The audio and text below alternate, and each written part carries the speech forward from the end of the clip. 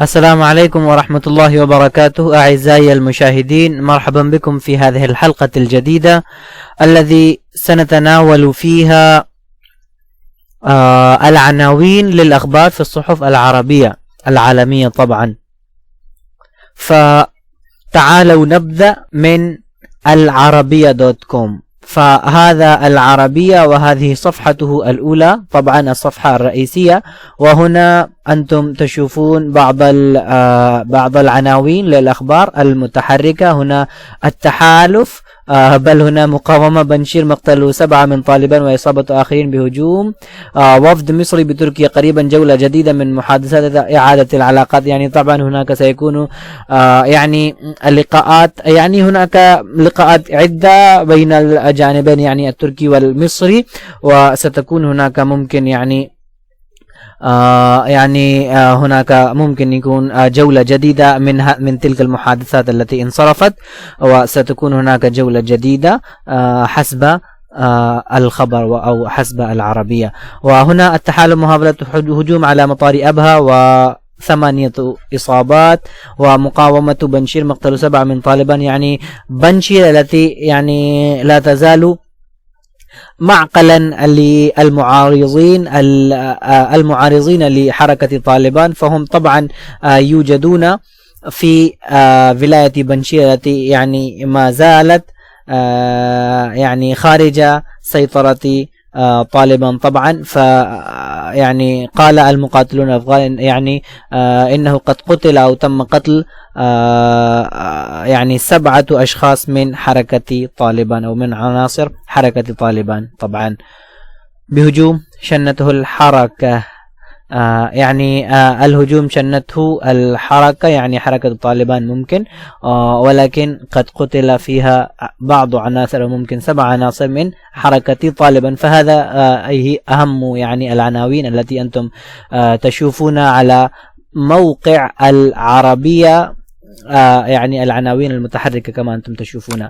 فهذا هنا ننتقل إلى الشرق الأوسط، وأنكم يعني الشرق الأوسط طبعا يعني مجلة من أهم المجلات أو الجرائد الإلكترونية في الشرق الأوسط طبعا، كما هو اسمه الشرق الأوسط. الشرق الأوسط أنتم تعلمون يعني الدول العربية بصفة خاصة، يعني التي في شبه الجزيرة العربية وما تحيط شبه الجزيرة العربية. فهذه الدول كلها تسمى بالشرق الأوسط، لأنه طبعا الشرق ولكن يعني ممكن الأوسط أيضا، يعني الوسط بين الشرق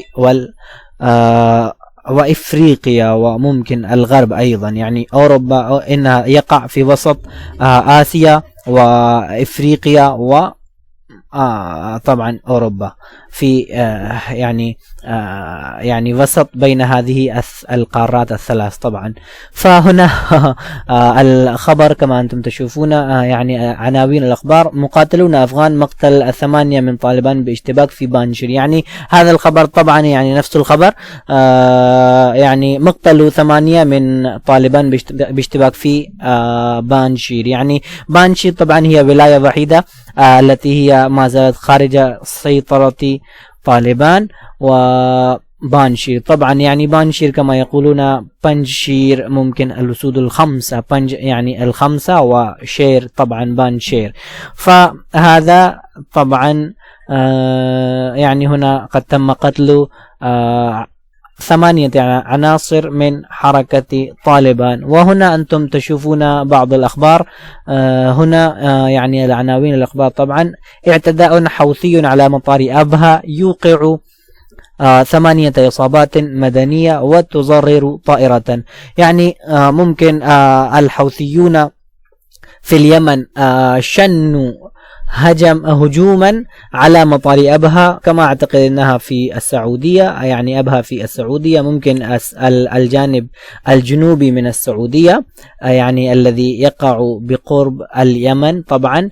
فيعني كان هناك هجوم من قبل الحوثيين الذي أوقع 8 إصابات مدنية، يعني المدنيين هم قد أصيبوا، وأيضا تضرر طائرة، يعني ممكن كان هناك طائرة في مطار أبها وهذه الطائرة قد تضررت. وهناك أيضا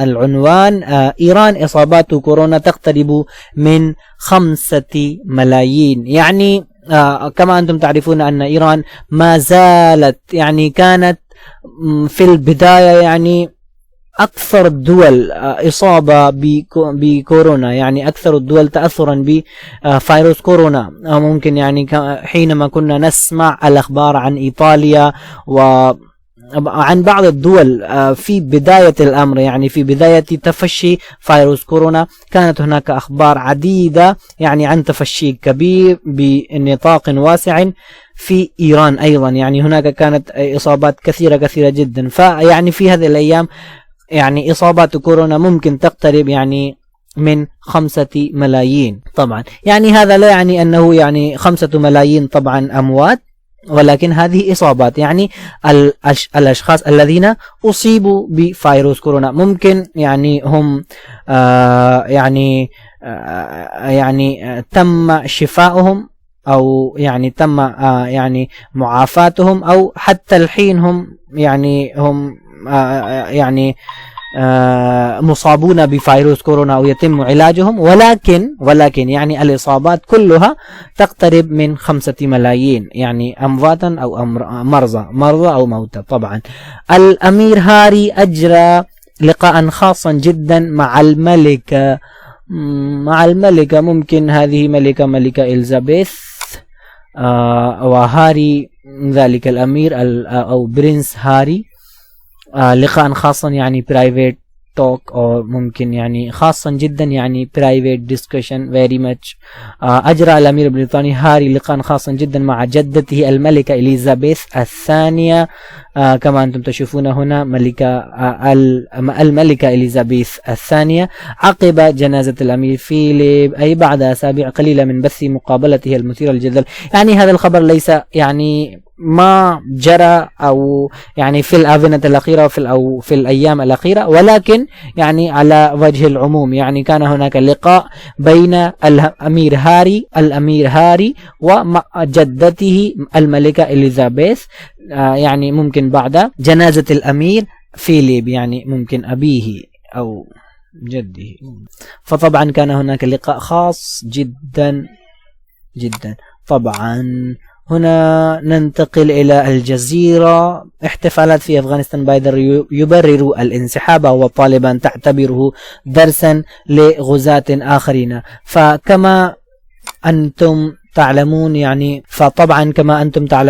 يعني أن هذه الأخبار قد تتفشى، يعني كل المجلات والصحف مليئة بهذه الأخبار. احتفالات في أفغانستان، يعني كما تم سحب جميع القوات الأمريكية من أفغانستان، فهناك احتفالات في أفغانستان طبعا يعني بخروج أمريكا التي تعتبر عند الأفغان يعني أو ممكن كلهم أو بعضهم المحتل، فيعتبرون الأمريكا أو خروج أمريكا يعني خروج المحتل طبعا. وطالبان تعتبره درسا لغزاة آخرين. اعتبرت حركة طالبان أن رحيل القوات الأمريكية نصر للأفغان ودرس لغزاة آخرين، في حين برر الرئيس الأمريكي الانسحاب بأن الهدف منه حماية أرواح جنوده وتأمين خروج المدنيين الراغبين بمغادرة أفغانستان. يعني حينما خرجنا من أفغانستان أو يعني سحبنا جنودنا من أفغانستان، فهذا يعني أننا يعني قد قمنا بتأمين أو بحماية أرواح الجنود الأمريكيين، وأيضا بتأمين خروج المدنيين الراغبين بمغادرة أفغانستان. يعني المدنيون الأفغان الذين يريدون مغادرة أفغانستان فهم أيضا يمكن لهم الخروج مع الجنود الأمريكيين، يعني القوات العسكرية كما أنتم يعني تشوفون في الأخبار. يعني هناك قد تم إجلاء يعني وأيضا القوات العسكرية بالإضافة إلى المدنيين الأفغان طبعا. وهنا البي بي سي العربي، وهنا أيضا يعني هذه صفحته الأولى، الصفحة الرئيسية: بعد إقلاع آخر طائرة عسكرية، طالبان تحكم السيطرة على مطار كابول. كما أنتم تعلمون يعني أقلعت الطائرة، يعني هو طارت كما نقول بالأردية، يعني طار يعني لا تستخدم في الطائرة، يعني ايروبلين لا تستخدم، الطيران بصفة خاصة يعني هذا الفعل لا تستخدم، بل يستخدم أقلع. يعني حينما نقول طارت الطائرة بالأردية ممكن فتقال طبعا بالعربية أقلعت الطائرة، لأن الطائرة يعني تقلع ولا تطير. طبعا يعني حينما تسبح في الجو ممكن نقول تطير، ولكن حينما يعني ترتفع عن الأرض، وممكن حينما تترك الأرض ويعني تتجه نحو الجو نحو الفضاء، فهذا هو الإقلاع، وهذا ليس يعني الطيران، هذا الإقلاع. فبعد إقلاع آخر طائرة عسكرية أمريكية، طالبان تحكم السيطرة. أحكم كما أنتم تعلمون يعني محكم، يعني الموثق، يعني مؤكد، أو يعني القوي. فأحكم يعني قواه أو أكده، أو يعني طبعا فطالبا تحكم السيطرة على يعني شيء محكم كما أنتم تقولون باللغة الأردية. فطالبا تحكم السيطرة على مطار كابول. ما هو أوجه الشبه والاختلاف بين طالبان وتنظيم الدولة الإسلامية؟ من هو هيبة الله؟ طبعا هناك ممكن أخبارات، يعني عناوين الأخبار: في السعودية تعلن إصابة 8 أشخاص في هجوم على مطار أبها، وطالبا تريد علاقات جيدة مع الولايات المتحدة. يعني طبعا الولايات المتحدة أو حركة طالبان اقتتلت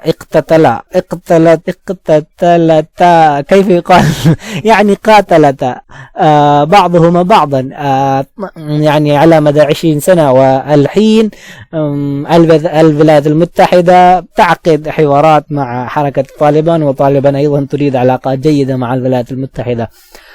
طبعا ما هي متحورات فيروس كورونا، وهي أكثر خطورة يعني more dangerous. فيعني هذه كانت العناوين أو بعض العناوين للأخبار طبعا يعني في الصحف العربية العالمية. وهنا قد شفنا وهنا قد قمنا بشرح بعض الكلمات، وأنا أكتفي بهذا القدر، وأنا أرجو أن فيديوهاتنا يعجبكم، وإذا كان الأمر هكذا فأرجو منكم أن تحطوا لايك وشير وكومنت يعني في طبعا يعني في خارطة التعليقات. فأرجو أن يعني تشتركوا بالقناة وتشاركوا الرابط مع أصدقائكم، وأيضا تحطوا تعليقات وما هي آراؤكم.